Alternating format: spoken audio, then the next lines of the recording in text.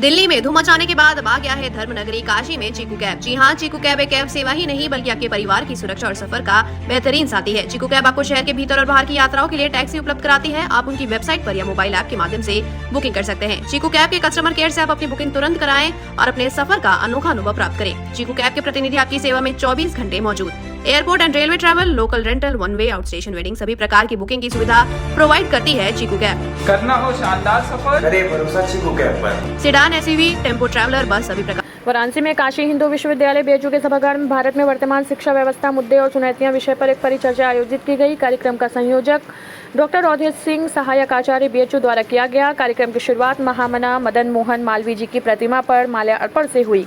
IIT Beju के professor R K. मंडल ने सरकारी स्कूलों को बंद करने के निर्णय को शिक्षा को पूंजीपतियों के हवाले करने की साजिश बताया। लॉ फैकल्टी के प्रोफेसर अखिलेंद्र पांडे ने शिक्षा को लोकतंत्र का मूल बताया और वर्तमान में इसके वाणिज्यीकरण पर चिंता जताई। Professor NK. दुबे ने उच्च शिक्षा में नियुक्तियों की देरी और कार्यकारिणी परिषद की अनुपस्थिति को गंभीर संकट बताया।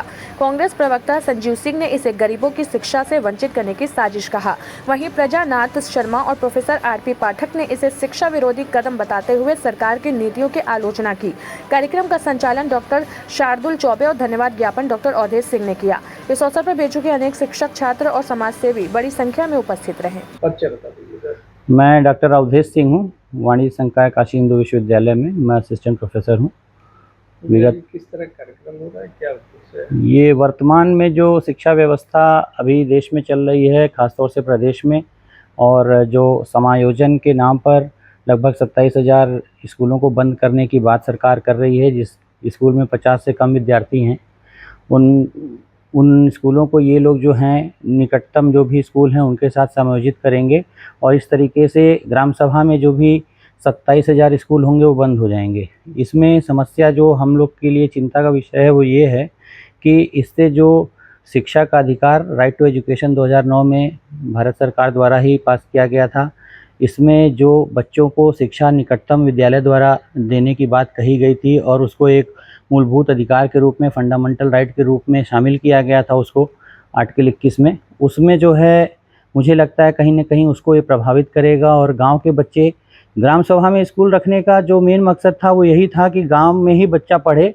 और 5वीं तक की पढ़ाई, जब वो किसको हम टेंडर एज कहते हैं, छोटा बच्चा होता है, तो 9 साल 10 साल का बच्चा जो है वो अगर गांव के बाहर जाकर पढ़ेगा तो उसकी सुरक्षा को दिक्कत है।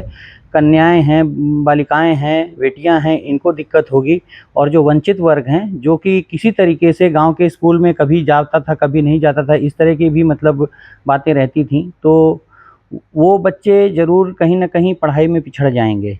दूसरी बात, जो एक और जब इस विषय पर हम लोग अध्ययन किए तो पता चला कि 2018 से जो है कोई रिक्तियां नहीं आई हुई हैं यूपी सरकार में प्राइमरी में, और उसके बाद उसको लेके माध्यमिक और प्राइमरी के टीचर जो हैं धरना दे रहे हैं विश्वविद्यालय वहाँ पे इलाहाबाद में काफ़ी दिनों से।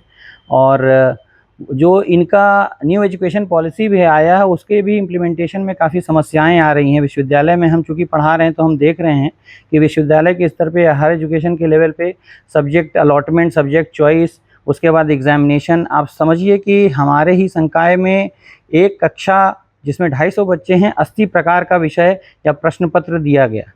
और ये सब हो सकता है कि शुरुआती दौर में प्रॉब्लम आ रही हो, लेकिन बच्चे जो सब्जेक्ट पढ़ना चाह रहे हैं वो सब्जेक्ट वो पढ़ भी नहीं पा रहे हैं। जैसे किसी बच्चे को चाहिए कंप्यूटर साइंस और उसको जो है पढ़ना पड़ रहा है जर्मन, क्योंकि वो बताया जा रहा है कि मेरिट में नहीं आ रहा है। तो अगर बच्चे अपने फ्रीडम से सब्जेक्ट पढ़ नहीं पा रहा है तो मुझे नहीं लगता है कि इस तरह की व्यवस्था जो है प्रभावशाली है। सर, जैसा कि आपने कहा कि ग्रामीण क्षेत्रों में जहाँ 50 बच्चे से कम हैं वो स्कूलें बंद कर दी जाएंगी।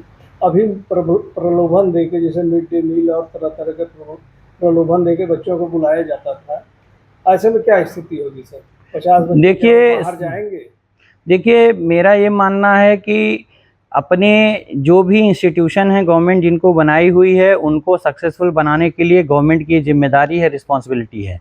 और 50 से कम का एनरोलमेंट इसलिए हो रहा है क्योंकि मुझे याद है कि जब मैं छोटा बच्चा था तो इस तरह के प्रचार टीवियों पे, रेडियो पे आते रहते थे कि शिक्षा का अधिकार है और आप शिक्षा के लिए आगे आइए, बच्चों को भेजिए।